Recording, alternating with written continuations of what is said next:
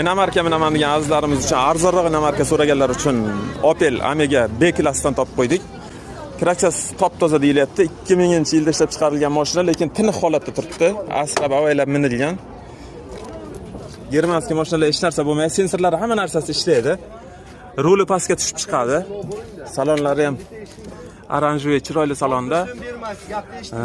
Pioner magnitofonlar qo'yib qo'yilgan. 314 ming probegda deyilyapti. Halol o'zini probegi. Salonlar. Tomla Alcantara.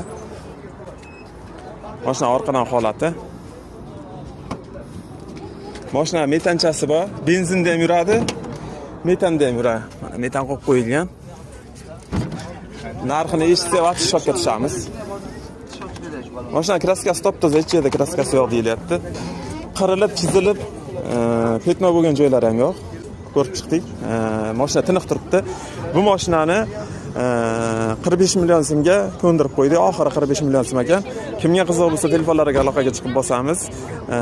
Hamma narsasi ishlaydi. Motor qismini bitta ko'rsatib qo'yamiz. Motor holatlari.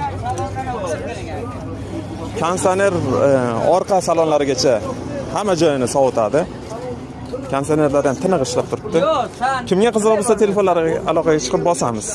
90 867 0611 telefon raqamlariga aloqaga chiqamiz. Telefon qilib bosamiz. Mashina tiniq turibdi, o'zim yondan ko'rdim.